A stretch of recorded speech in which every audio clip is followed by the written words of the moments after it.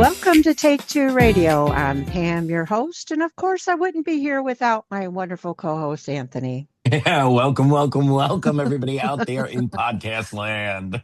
Yes, thank you for joining us today. And today we are welcoming back JD Slajchert, a former standout basketball player who turned personal experiences into powerful storytelling through his speaking, advocacy, and acclaimed novel, MoonFlower, a story centered on empathy, friendship, and resilience. Now, JD is bringing that emotional journey to the screen through a new documentary project, and we're excited to catch up with him to talk about this new chapter. Please welcome back to Take Two Radio, JD Slajchert. Hello, JD. Hey, Hello, JD. Pam. Hello, Anthony. Wow, you guys are experts in this field. I mean, just listening to that introduction gave me the chills. I was like, dang, I need to meet this JD character, honestly. But I appreciate you guys having me back. You know, it's been such a journey from the Moonflower days all the way to now. But appreciate you guys and your audience being with me through all of the novels and stories and things, and excited to yeah, catch you guys up on what I'm up to now. We love your Absolutely. outlook on life. And so, Yes. yeah, you've got an open door whenever there's a cool project or just something you need to say. Yeah, I appreciate that. I Mhm. appreciate that. I think that you know, you learn in this business, in this industry, who are your real friends at all times, and you guys have always been there and in my corner, and trust me, that means quite a lot. And yeah, I won't forget that. So you'll be hearing from me every year. I'll have some new thing to share. Yeah. As long as we're in business, our doors open, as Anthony said. Now, I Cool. also have to say that it's the same for us, vice versa. When somebody that we had as a guest is wanting to come back, means that we're doing our job well. So we thank you Yeah. for that. Yeah, absolutely. Well, I think look, I remember vividly our first sit down, and it was an emotional interview and a journey that touched me quite a lot, and I hadn't forgotten that. So yeah, your professionalism and impact has been remembered on my side, and yeah, I'm excited to chat more today. This will be fun. You're so Means a lot. sweet. Well, for Yeah. those that are new to you and your life and your books, please share with our listeners a bit about yourself as well as Luke and Moonflower. Yeah, yeah, for sure, Pam. Well, look, I mean, no matter where I go, what I'm talking about, whatever the emphasis is on in any interview I've done, or really any meeting or anything, it's hard for Luke's name not to come up. You know, for those out there maybe just learning who I am for the first time, you know, I was an athlete when I was younger, and that was really the main focus and drive of my story and my whole kind of being, I would say. And basketball was my life, and Luke was my biggest fan and somebody who didn't miss a single game of mine in high school. And what was incredible about Luke and our journey was, you know, he was such a devout fan of mine. Um, Yet at the same time, he was cheering me on at all my games. He was also battling something called sickle cell disease. And I hadn't had any idea what sickle cell disease was when I met Luke, but I went on a real education and journey to learn more, understand the illness, understand what people who have it go through. And Luke and I just had this incredible friendship and bond that is really hard to explain. And I met him when he was only 6 years old and I was 17. But he stayed in my life for the remainder of his. You know, I went on to play in college at UC Santa Barbara, and Luke used to go to all my games in college. And then he tragically passed away at the age of 10 years old, so 4 years after I met him. And um, you know, as anyone can imagine, and you know, unfortunately, I think loss is something we all suffer from in our lives. But uh, it was really Luke's inspiration that shaped the direction of my whole life and career. And my first novel, Moonflower, is based on my friendship with Luke, and I actually started writing it 2 weeks after he passed. And I was only 21 at that time, and the book was published when I was 23. And yeah, I always say, you know, I said this in my most recent TED Talk I delivered in Greenville, South Carolina, which was so exciting. But in my TED Talk, I said that what happened next was just a bit of magic, which I think is the best way to describe what happened after Moonflower was published. You know, I went on to travel the country telling the story about Luke and I, and um, all of this now, as crazy as it is to even say out loud, which is still super surreal, but all of that has now led to this documentary being produced, put together, and we have an amazing team of people working hard to bring the story of me and Luke now to the screen. And I'm excited about it. I wake up every day inspired by this new opportunity. I'm nervous, to have a documentary made about yourself is pretty uh, surreal and exciting, but also just crazy. So yeah, just trying to take it day by day, and excited to talk more about our story in a way that I think can hopefully help a lot of people. So the last time we spoke, we did speak a little bit about the, cathartic process of it all, and how you still feel close to Luke. With this coming now to documentary, how do you how is the feeling of carrying Luke with you? Has it changed? And what were the steps to bring this from book to documentary? Yeah, it's a great question. I think, in many ways, so we're now approaching what would be 10 years since Luke has passed. Yeah. We just passed what would have been his 20th birthday on May 12th, and in September 14th is the anniversary of his passing, and yeah, that'll mark 10 years. And so I think that's a big milestone, and the thinking about the gravity of all Luke has stood for and still continues to represent, and Oh yeah.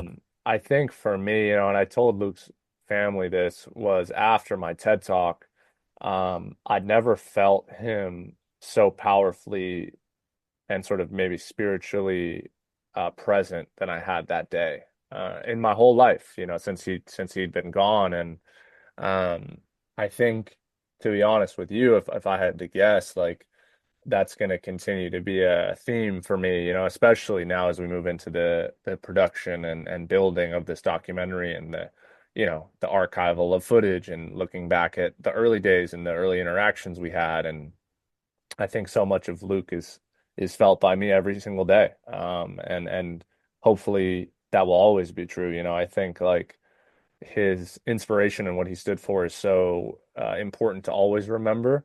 And I feel fortunate to still have such a strong voice of his in my head. And I think that's my hope, is that people out there listening to this interview today, or even the documentary as well, or my books, or the talks, or can hopefully get some of his inspiration, from that. It's not, I really don't feel like I'm the one delivering that voice. It's really his own message that I'm just sharing. I can't even imagine, losing somebody so special. But then again, I can because, of course, like you said, we've all lost somebody, but at such a young age. I mean, that is really, really deep inside you. And I think it sticks with you. So you've, built a career around storytelling, but in a way to also help and direct other people to think about their lives and people around them that are suffering and stuff. What makes a story truly stay with people emotionally? Yeah, it's funny you asked it in that way, Pam, because I just actually finished my first semester as a college professor as well. I teach at California Lutheran University, and the name of my class I taught was Oh, Storytelling That Moves People. Yeah, yeah, yeah. So Wow. I call all my students my storytellers. Which is yeah, I think is very cool of my university to, yeah, award me the opportunity to be a college professor and to teach really a subject of my choosing. And so we built this sort of unique class called Storytelling That Moves People, Stand Up and Be Heard. And yeah, I love my story. So shout out to all my storytellers out there, especially my graduates who just walked across the stage a few weeks ago. Amazing to, see that moment. But to get back to your question, I feel like I understand what you're asking so much better now that I just finished leading a full semester class on storytelling. But I think what good makes timing on my yeah, part, huh? yeah, yeah, yeah, very good timing. Very good It timing. wasn't on purpose either. Right.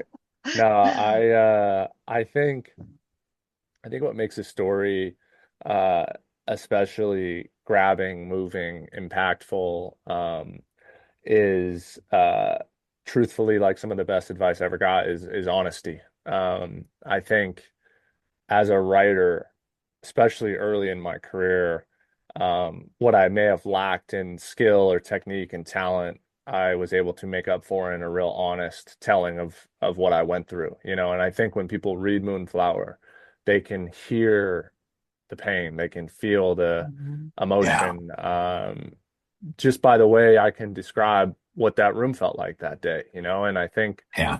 that honesty is you can't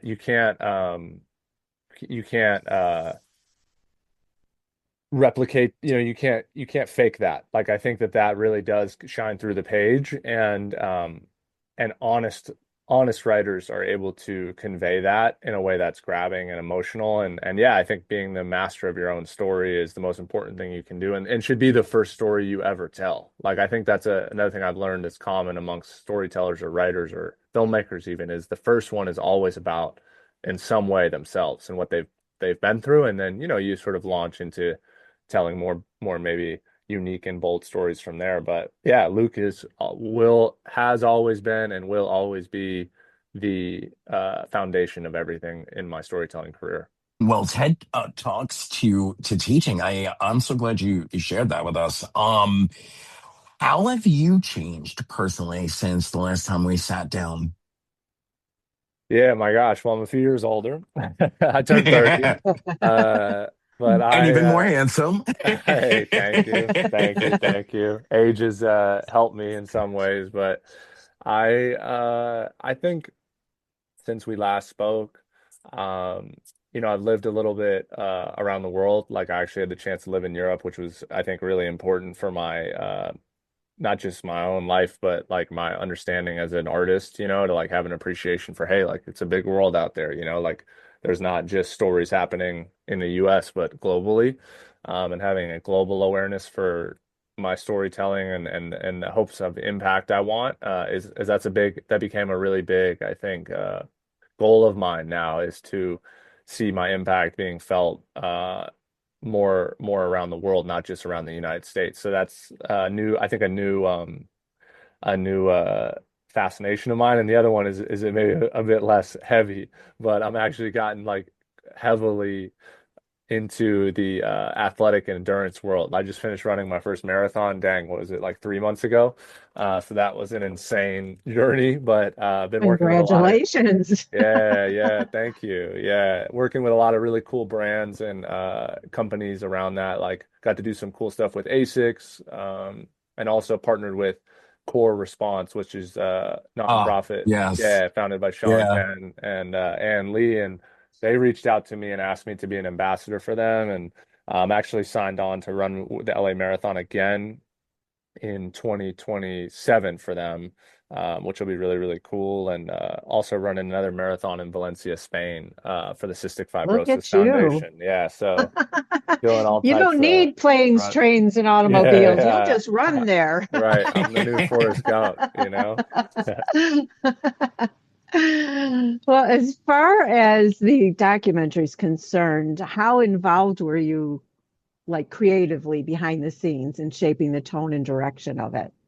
Yeah, heavily. The director, Mike Bassone, founder and CEO of Victory Road Studios, is an incredible talent. You know, when I first met Mike and he offered and sort of pitched the idea of doing my story as a documentary, first off, I was just super touched, you know, to have somebody award that type of respect is pretty unique and not something I took lightly, but it was upon then watching a lot of his projects prior that showed me, wow, this guy is really talented, you know. And I think in the documentary space, like to watch how he's taken other people's stories and told them in a way that's moving and inspiring is I think very touching in terms of his talent. And like I know, you know, with my story,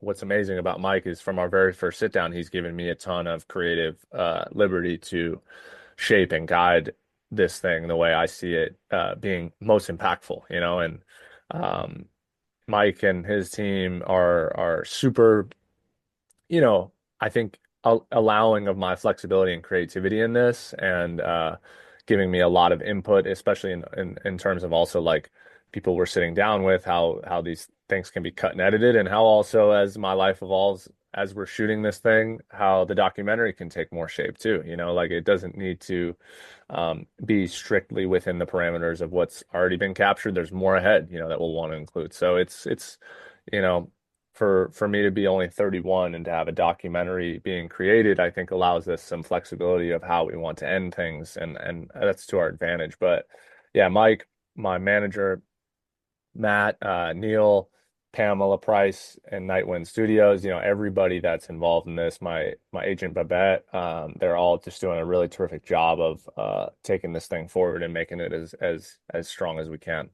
I just finished watching the Kylie Minogue documentary on Netflix, and one really powerful part she revealed that she had a second bout with breast cancer during the recording of her most recent album, and how she had chose to keep that to herself because of how much invasion there was to her privacy and her life during the first more public round of it. And I know it's not exactly the same level. Hopefully it'll get there sometime relatively soon, but how do you balance telling such a personal story and your own personal life and others that are going to be named in the documentary and previously in the book? Yeah, it's a great question. It's something that keeps me up at night currently. You're I like, hope I don't add any extra hours to that right, today. right, right. Yeah, you're speaking a real awareness into a huge fear and issue of mine already now. But look, these are, I continue to tell myself, Anthony, these are the days you dreamed of, right? Like Yep. when I Mhm. sat down and was 23 years old and lost and afraid and so upset at the world for taking someone so full of life away from me, right? Like when I lost Luke, you know, and if you'd have told me 8 years later we'd be now working on a documentary to tell the world at large about this whole story, I would have smiled. You wouldn't believe the smile you would see on me that day. And I remind myself when the days do get hard and you do, you know, get fearful of just obviously all of the things that are going to come along with this, you got to remember the mission and the cause for why we began this in the first place. And that's what always wins out for me. I mean, that's what got me through our Emmy nomination that we received last summer. That's what got me through the TED Talk. That's what's carried me through, I think, the most challenging parts of success, and what comes along with that, is remembering the awareness and vision for the true idea and purpose behind this story. And that's why I've always told it, and that's why I continue to and always will. And beyond the documentary, this isn't the end of it either. Like there will be a lot more to come once this one is finished. So, it's you treat it like anything else, just one foot in front of the other. We have like three generations here of, as they say, boomers and Gen X and Gen Z and Gen whatever. I don't even know what they are.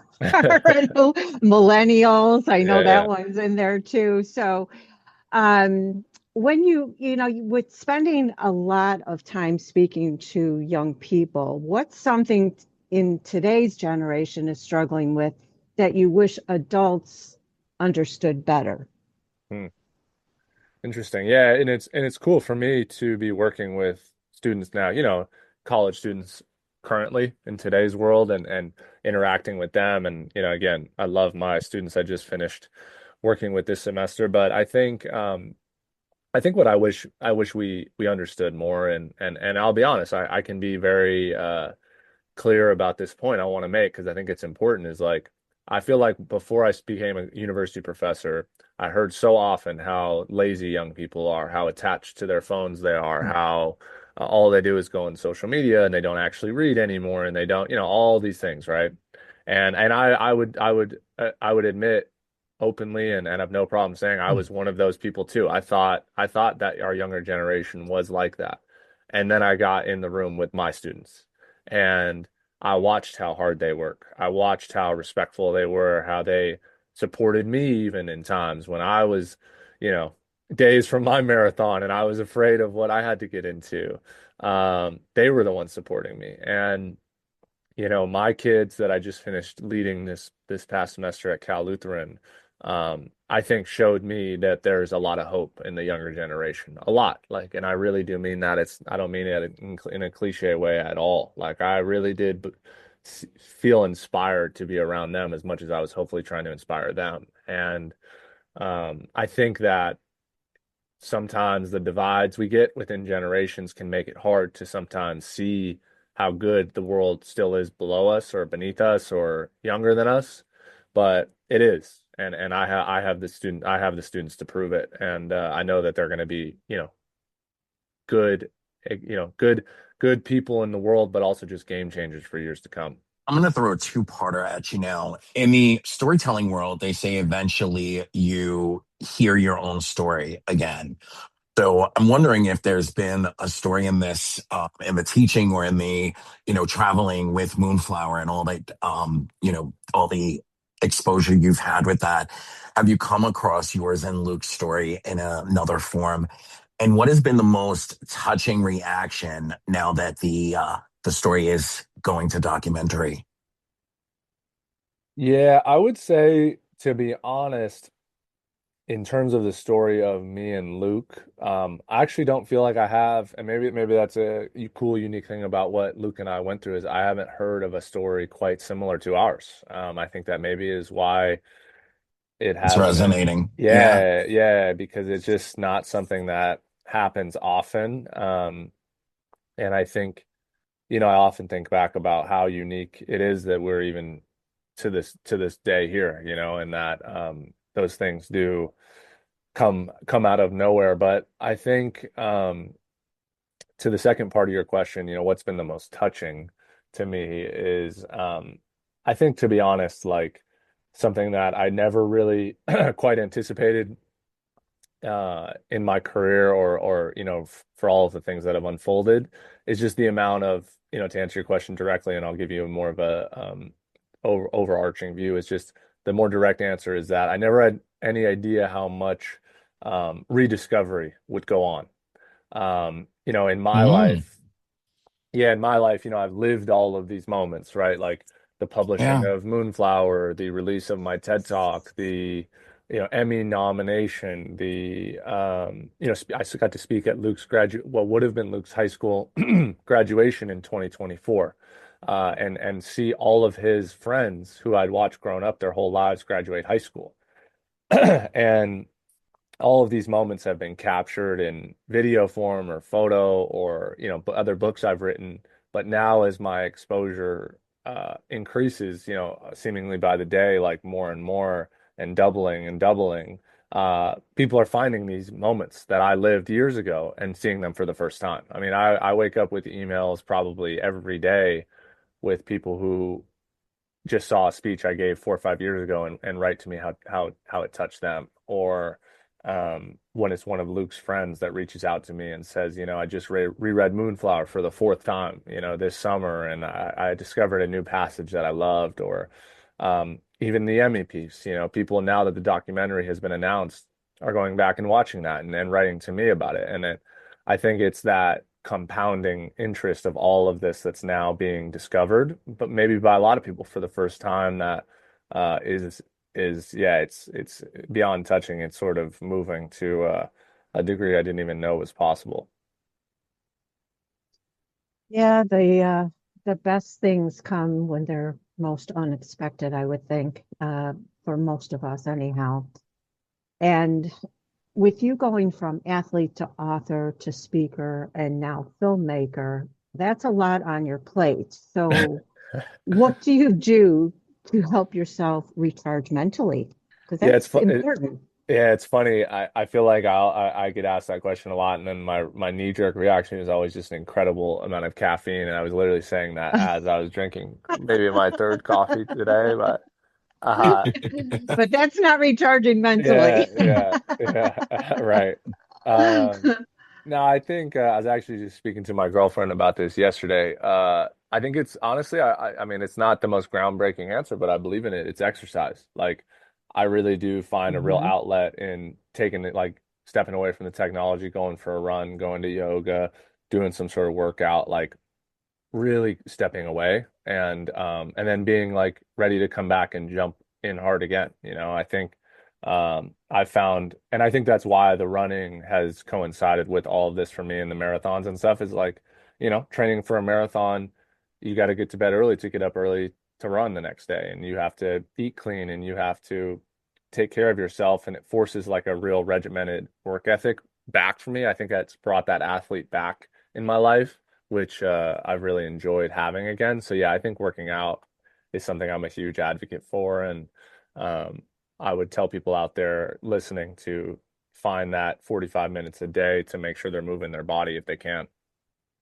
And before Anthony asks his last question, I have to say I agree with you because Yeah. being diagnosed as type 2 diabetic about 5 years ago, I had to completely change everything. I did not want to be on medication. I wanted to do this through diet and exercise. And I'm limited on exercise because of different physical issues that I have. But I walk. I Mhm. started out only being able to do a quarter of a block, and now I can do, up to 4 miles a day, depending on how I'm feeling.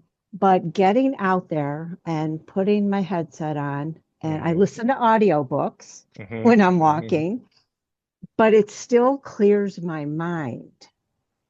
And when I get back, I just feel so much better. No matter what, even if I don't feel like going, I push myself to go out there. Let's say the weather, because I live in Chicago, you can imagine how it is Sure. in the winter time and such. I have to put on 62 pounds of clothing and go out there, but I do it. And I feel so much better doing that.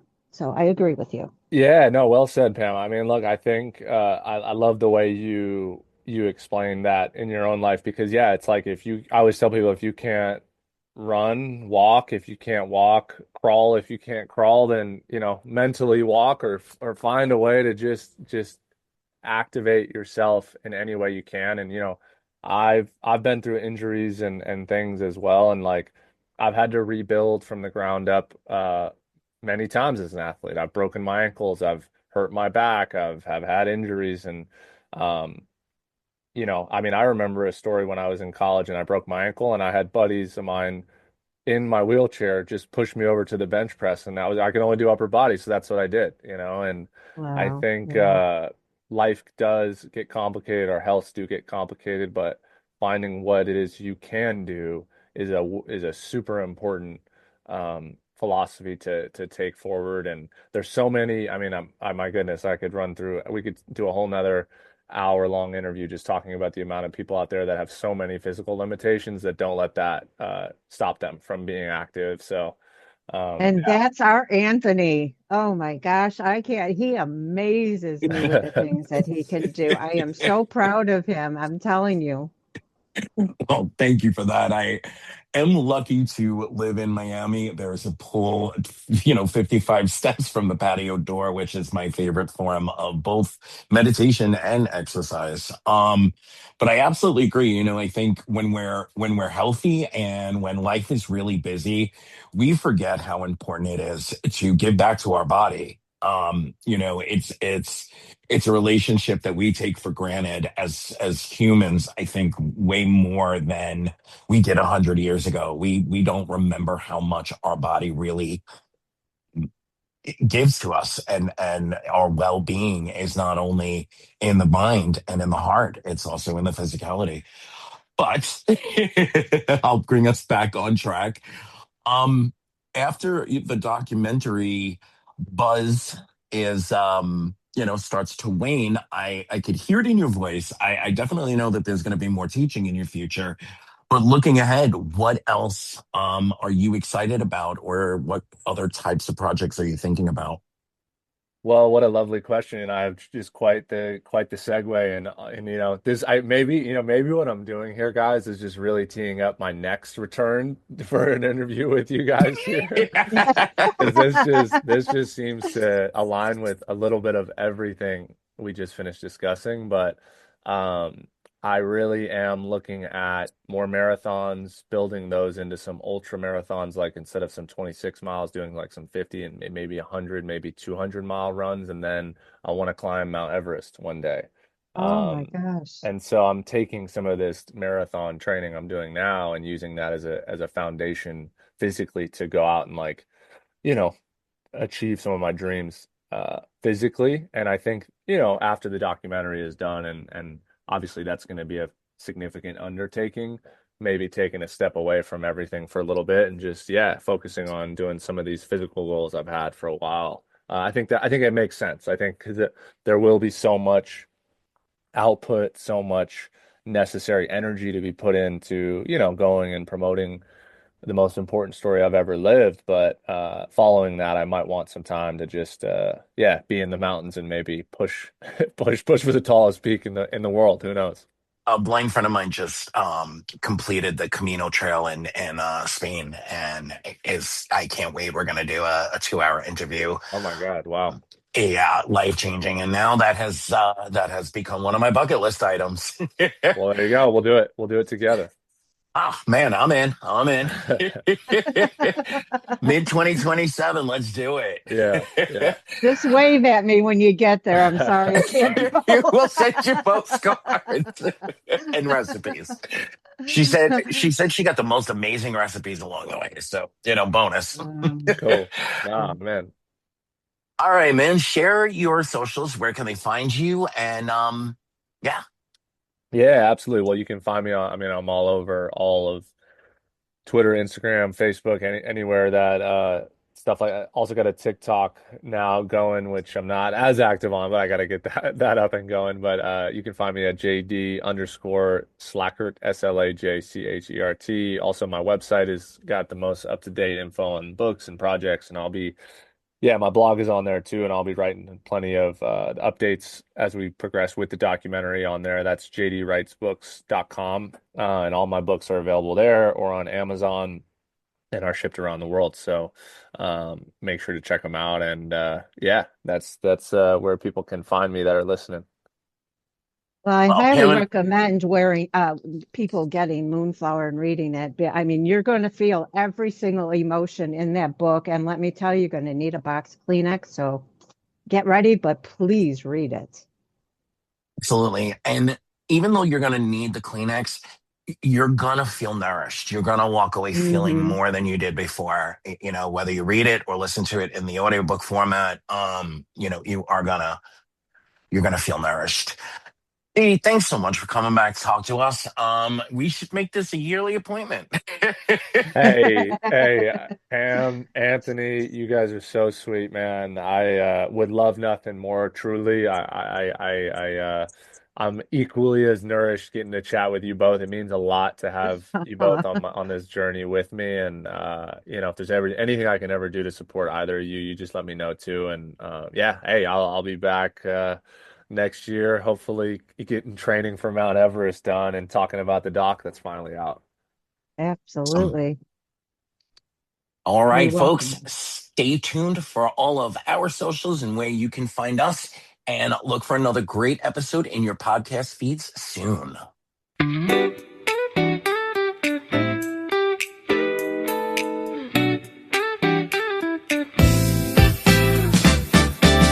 Follow us on Instagram and Facebook at Take Two Radio. That's with the number 2.